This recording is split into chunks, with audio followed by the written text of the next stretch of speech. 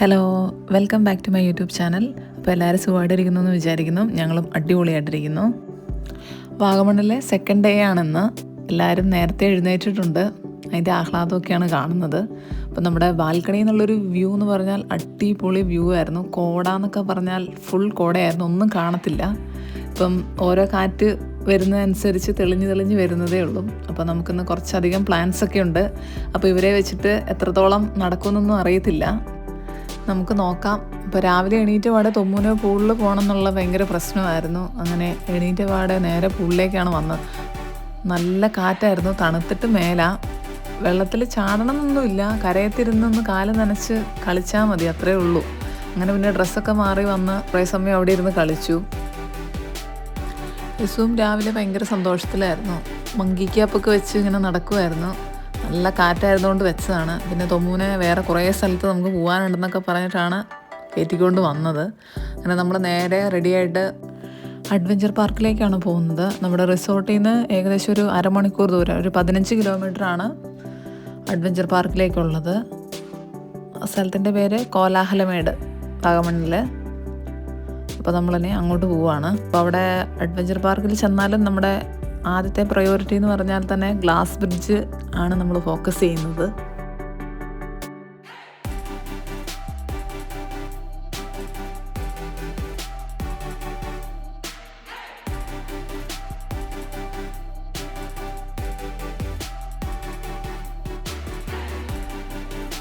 നമ്മൾ വലിയ തിരക്കിട്ടൊന്നും അല്ല പോയിക്കൊണ്ടിരുന്നത്. അത്യാവശ്യം പ്രകൃതി ഭംഗിയൊക്കെ ആസ്വദിച്ച് സമാധാനത്തിലാണ് പോയത്. നമ്മൾ പുറത്തിറങ്ങി കുറച്ച് ശുദ്ധവായുവൊക്കെ ശ്വസിച്ച് വലിയ പാറക്കെട്ടും കോടയൊക്കെ കണ്ടപ്പം നമ്മൾ കുറച്ച് സമയം അതൊക്കെ കണ്ടിങ്ങനെ നിന്നു.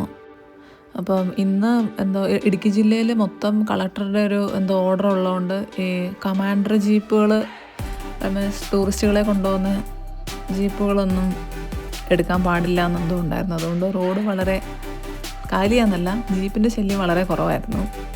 അപ്പോൾ ഞാൻ പോകുന്ന വഴിക്കെല്ലാം കട നോക്കുന്നുണ്ടായിരുന്നു, ഒരു ചോളം കഴിക്കാൻ വേണ്ടിയിട്ട്. അങ്ങനെ നമുക്കൊരു കട കിട്ടി. തൊമ്മൂൻ്റെ ലക്ഷ്യങ്ങൾ പലതായിരുന്നു. ചോളത്തിലൊന്നും അല്ലായിരുന്നു കണ്ണ്. അപ്പം ചുട്ട ചോളമല്ല, പുഴുങ്ങിയ ചോളമായിരുന്നു. പിന്നെ എനിക്ക് മസാലയൊന്നും താല്പര്യമില്ലാത്തതുകൊണ്ട് മസാലയൊന്നും ഇട്ട് മേടിച്ചില്ല. തൊമ്മു ഞാനിപ്പം ഫുള്ള് തിന്നും എന്നൊക്കെ പറഞ്ഞ് ഭയങ്കര പരിപാടിയൊക്കെ ആയിരുന്നു. നല്ല ചൂടുണ്ടായിരുന്നു. പിന്നെ പുള്ളിക്ക് അതിൻ്റെ ടേസ്റ്റ് വലിയൊരു താല്പര്യപ്പെട്ടില്ല, പിന്നെ തിരിച്ചു കൊടുത്തു. അങ്ങനെ നമ്മൾ അഡ്വഞ്ചർ പാർക്കിൻ്റെ അവിടെ എത്തി, വണ്ടിയൊക്കെ പാർക്ക് ചെയ്തു. നിതിൻ ടിക്കറ്റ് എടുക്കാൻ വേണ്ടി പോയേക്കുവാണ്. അപ്പോൾ നമ്മൾ ആദ്യത്തെ പ്ലാൻ ഗ്ലാസ് ബ്രിഡ്ജ് തന്നെയാണ്. അപ്പം ടിക്കറ്റ് എടുക്കാൻ പോയി. ഒരാൾക്ക് 250 രൂപയാണ് ടിക്കറ്റ്. അപ്പോൾ അതിൻ്റെ ഇടയ്ക്കൊരു ചേട്ടൻ ഇവിടെ കുറച്ച് നേരമായി ചേട്ടൻ ചാടാൻ നോക്കിയിട്ട്. ഞങ്ങൾ ഗ്ലാസ് ബ്രിഡ്ജിൻ്റെ അങ്ങോട്ട് പോകുന്ന വരെ ചേട്ടൻ ചാടിയില്ല. ഇതാണ് നമ്മുടെ കേരളത്തിലെ അതിമനോഹരമായിട്ടുള്ള ഗ്ലാസ് ബ്രിഡ്ജ്. അപ്പം നമ്മൾ വേറെ പല രാജ്യങ്ങളിലൊക്കെ ഉണ്ടെന്നൊക്കെ പറഞ്ഞാലും ഇതിലും വലുതൊക്കെ ഉണ്ട്. എന്നാലും നമ്മുടെ കേരളത്തിൽ ഉണ്ടെന്ന് പറയുമ്പോൾ നമുക്കൊരു അഭിമാനമാണ്. നമുക്കും ഇതുപോലത്തെ ഒരു എക്സ്പീരിയൻസ് ചെയ്യാനുള്ളൊരു അവസരങ്ങൾ കിട്ടുവാണല്ലോ. അപ്പം നമ്മൾ അങ്ങനത്തെ ഓപ്പർച്യൂണിറ്റീസൊക്കെ അധികമായിട്ട് കാണാനും എൻജോയ് ചെയ്യാനൊക്കെ ശ്രമിക്കുക.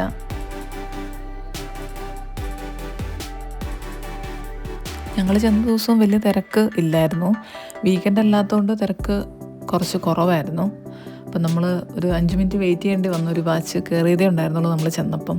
അപ്പോൾ അറ്റ് എ ടൈം 15 പേരെയാണ് അക്കോമഡേറ്റ് ചെയ്യുന്നത്. 5 മിനിറ്റാണ് നമുക്കുള്ള സമയം. അപ്പോൾ ഞങ്ങൾ കയറിയപ്പോൾ നല്ല കാറ്റായിരുന്നു. ഈ ഹൈറ്റ്സ് പേടിയില്ലാത്തവരും നേച്ചറൊക്കെ എൻജോയ് ചെയ്യേണ്ടവർക്കൊക്കെ പറ്റിയൊരു കിടിലൻ സ്പോട്ടാണ് കേട്ടോ അത്. അപ്പം പേടി പാടില്ല. താഴേക്ക് നോക്കിയാൽ എനിക്കൊക്കെ പേടിയായിപ്പോയി.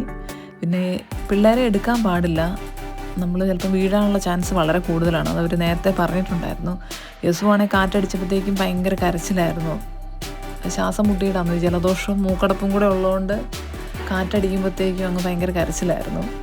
തുമ്പ ഒരു ട്രിപ്പ് പോയിട്ട് വന്നതെന്നാൽ ഒരു ട്രിപ്പും കൂടെ സമയമുണ്ട് പോയിട്ട് വരാമെന്ന് പറഞ്ഞപ്പോൾ അവന് പോകണ്ട, മതിയായി. നമ്മൾ 3500 അടി മേളിലാണ് നിൽക്കുന്നത്. അപ്പോൾ താഴേക്ക് നോക്കുമ്പോഴത്തെ ഒരു അവസ്ഥ എന്ന് പറഞ്ഞാൽ ഭയങ്കര പേടിയാവും നമുക്ക്. അപ്പോൾ ഈ ഗ്ലാസ് ബ്രിഡ്ജിൻ്റെ നീളം എന്ന് പറയുന്നത് 40 മീറ്ററാണ്. 40 മീറ്റർ അങ്ങോട്ട് എത്തിയിട്ട് താഴേക്ക് അങ്ങനെ നോക്കിയാൽ പേടിയുള്ളവരുടെ കാര്യം കേട്ടോ ഞാൻ പറയുന്നത്. അവിടെ പാർക്കിൽ വേറെയും കുറേ അഡ്വഞ്ചറസ് ആയിട്ടുള്ള ആക്ടിവിറ്റീസ് ഉണ്ട് കേട്ടോ. അപ്പോൾ നമ്മളതിലൊക്കെ നമുക്ക് കയറണമെങ്കിൽ നമ്മൾ എക്സ്ട്രാ പേയ്മെൻറ്റ് ചെയ്യുക, ട്രൈ ചെയ്യുക, അങ്ങനെയാണ്. ഇതൊക്കെ കാണാൻ നല്ല രസമുണ്ടായിരുന്നു. ഈ അഡ്വഞ്ചറസ് ഇഷ്ടപ്പെടുന്നവർക്ക് അടിപൊളിയാണ്. ചേച്ചി കിടന്ന് പൂര കാർച്ചയായിരുന്നു. പിന്നെ നമ്മൾ അവിടുന്ന് നമ്മുടെ ക്ലാസ് പരിപാടി കഴിഞ്ഞ അവിടെ നമ്മൾ നേരെ തിരിച്ചു പോരുവാണ്. അപ്പോൾ നമുക്ക് നല്ല വഴിയിൽ നല്ലൊരു ഹോട്ടൽ കിട്ടി, നല്ല ചോറും കറിയൊക്കെ കിട്ടി. അപ്പം തിരക്കായി വരുന്നതേ ഉണ്ടായിരുന്നുള്ളൂ, അതുകൊണ്ട് നമുക്ക് സമാധാനത്തിലിരുന്ന് കഴിക്കാനൊക്കെ പറ്റി. അത് കഴിഞ്ഞ് നമ്മൾ നേരെ ഇനി റൂമിലേക്ക് പോവുകയാണ്. അത് കഴിഞ്ഞ് ഉച്ച കഴിഞ്ഞാണ് ബാക്കി പരിപാടീസൊക്കെ സെറ്റ് ചെയ്തേക്കുന്നത്. അപ്പോൾ നമ്മൾ വഴിയിലൊന്ന് നിർത്തി, അന്നേരമാണ് ചേച്ചിമാർ വരുന്നത് കണ്ടത്. അവർ ഈ എസ്റ്റേറ്റിൽ പണിയെടുക്കുന്നവരാണ്. അപ്പോൾ ഒരു ലഞ്ച് ബ്രേക്ക് കഴിഞ്ഞിട്ട് വരുന്ന സമയമാണ്. ഇനി 4:30 വരെ ആണ് അവരുടെ വർക്കുള്ളത്. 4:30 കഴിയുമ്പോഴത്തേക്കും പോകും എന്നൊക്കെ പറഞ്ഞ് കുറച്ച് സമയം നമ്മുടെ അടുത്ത് വർത്താനമൊക്കെ പറഞ്ഞു. ആ ചുറ്റുവട്ടത്ത് തന്നെ താമസിക്കുന്നവരാന്നൊക്കെ പറഞ്ഞു കേട്ടോ. ആ ചുറ്റുവട്ടത്ത് തന്നെ ഉള്ളവരാണ്. രാവിലെ 7:30 തുടങ്ങിയ വർക്കാണ് 4:30 വരെ. അതിൻ്റെ ഇടയ്ക്കത്തെയാണ് ലഞ്ച് ബ്രേക്ക്. അപ്പോൾ പോയി കഴിച്ചിട്ട് വരും അങ്ങനെയൊക്കെയാന്നൊക്കെ പറഞ്ഞ് കുറച്ച് കഥകളൊക്കെ പറഞ്ഞു. അപ്പോൾ അവരുടെ കൂടെ ഒന്ന് 2 ഫോട്ടോയൊക്കെ എടുത്തിട്ട് നമ്മൾ നേരെ റൂമിലേക്ക് പോയി. ഇപ്പോൾ വൈകുന്നേരം ആയപ്പോൾ നമ്മൾ വന്ന സ്ഥലം ഇതാണ്. ഇതൊരു അടിപൊളി സ്ഥലമാണ്. അവിടെ ചായക്കടയിൽ നിന്ന് ചേട്ടൻ ഞങ്ങളെ പറഞ്ഞു വിട്ട സ്ഥലമാണ്. ഇതാണ് മൊട്ടക്കുന്ന്. ഇത് മൊട്ടക്കുന്ന് എന്ന് പറഞ്ഞാൽ നമ്മുടെ അവിടെ പൈൻ വാലിയുടെ അവിടെയുള്ള മൊട്ടക്കുന്നല്ല, ഇത് വേറൊരു മൊട്ടക്കുന്ന്. നമ്മുടെ റിസോർട്ടിൻ്റെ അവിടുന്ന് കുറച്ച് ഒരു 1.5 കിലോമീറ്റർ പോയാൽ കിട്ടുന്ന ഒരു അടിപൊളി മൊട്ടക്കുന്നാണ്. ഒരു ഹിഡൻ ആയിട്ടുള്ള സ്പോട്ടാണ്. ചേട്ടൻ പറഞ്ഞു ഇവിടെ നിന്നാൽ വാഗമണ്ണ് മൊത്തം കാണാൻ പറ്റും. മൊത്തം കാണാൻ പറ്റിയില്ല, കാരണം അത്രയ്ക്കും കോടയായിരുന്നു. അവിടുത്തെ ഒരു അവസ്ഥ പറയാതിരിക്കാൻ പറ്റത്തില്ല.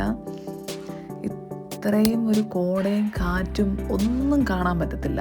നമ്മുടെ ഫ്രണ്ടിൽ ഒരാൾ വന്ന് നിന്നാൽ പോലും കാണാൻ പറ്റത്തില്ല.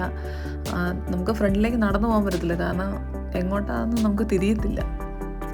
തണുപ്പെന്നൊക്കെ പറഞ്ഞാൽ സഹിക്കാൻ പറ്റാത്ത അത്രയും തണുപ്പായിരുന്നു. പല്ല് 2 കൂട്ടിയിടിച്ചു.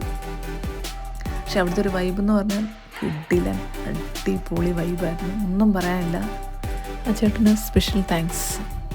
പിന്നെയെന്ന് പറഞ്ഞാൽ അവിടെ അങ്ങനെ ഒരു ഏരിയ ആൾക്കാർക്ക് അറിയില്ലാത്തതുകൊണ്ടും അവിടെ വേറെ ആരും ഇല്ലായിരുന്നു. അതുകൊണ്ട് നമുക്ക് നല്ലൊരു പ്രൈവസി ഉണ്ടായിരുന്നു. അടിപൊളിയായിരുന്നു, ഒന്നും പറയാനില്ല. നമ്മൾ കുറച്ച് വീഡിയോസും ഫോട്ടോസൊക്കെ എടുത്ത്, അപ്പം നമ്മൾ ഇതുപോലത്തെ ഹിഡനായിട്ടുള്ള സ്പോട്ടുകൾ അവിടെയുള്ള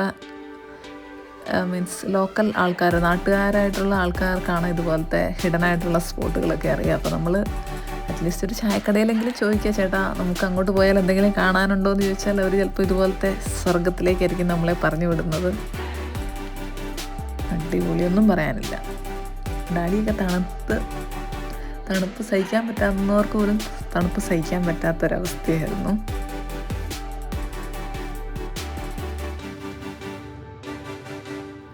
അപ്പോൾ 3 ദിവസവും കാറ്റും കടിച്ചപ്പോഴത്തേക്കും ഭയങ്കര സന്തോഷമായിരുന്നു. കാറ്റും തണുപ്പും അവരിങ്ങനത്തെയൊക്കെ എക്സ്പീരിയൻസ് ചെയ്തിട്ടില്ലല്ലോ. അപ്പോൾ അതിൻ്റെ ഒരു സന്തോഷം അവർക്കുണ്ടായിരുന്നു. അത് കണ്ടപ്പം നമ്മളും ഹാപ്പിയായി.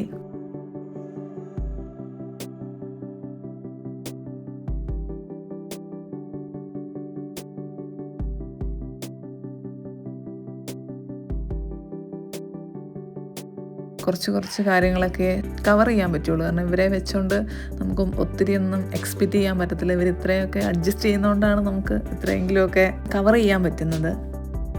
റൂമിലേക്ക് തിരിച്ചു പോകാം എന്നൊക്കെ പറഞ്ഞിട്ട് ആർക്കും കാറിൽ കയറാനൊരു ഉത്സാഹവും ഇല്ലായിരുന്നു. അവിടെ കാറ്റൊക്കെ അടിച്ച് നിന്നിട്ട് ഇരിക്കാനുള്ള പരിപാടിയായിരുന്നു. ബസ്സിനൊന്നും ശ്വാസം എടുക്കാൻ പറ്റത്തില്ല, മൂക്ക് അടഞ്ഞിട്ട്. അത്രയും ജലദോഷവും തണുപ്പും ഒക്കെ ആയിരുന്നു. നമ്മുടെ മേത്തിങ്ങനെ ചൂട് പറ്റിയിരിക്കുമ്പോൾ ഒരു സുഖമാണല്ലോ, അപ്പം പിന്നെ തണുക്കത്തും ഇല്ല. അതുകൊണ്ട് നല്ല സുഖമായിട്ടിരിക്കുമായിരുന്നു. തുമ്മുവാണെങ്കിൽ ഇതിൻ്റെ തോളേന്ന് ഇറങ്ങിയിട്ടില്ല, തണുത്തിട്ട്. തണുപ്പുകൊണ്ട് നല്ല സുഖമായിരുന്നു. പിന്നെ നമ്മൾ പോരാനൊക്കെ ആയപ്പോഴത്തേക്കും കുറച്ചും കൂടെ കുന്നൊക്കെ ഒന്ന് തെളിഞ്ഞു വരാൻ തുടങ്ങി. പിന്നെ നമ്മൾ നേരെ റൂമിലേക്ക് പോവുകയാണ്. അപ്പോൾ നമ്മുടെ വീഡിയോ ആദ്യമായിട്ടാണ് കാണുന്നതെങ്കിൽ ലൈക്ക് ചെയ്യുക, ഷെയർ ചെയ്യുക, സബ്സ്ക്രൈബ് ചെയ്യുക. പുതിയൊരു വീഡിയോ ആയിട്ട് കാണുന്നവരെ ബൈ.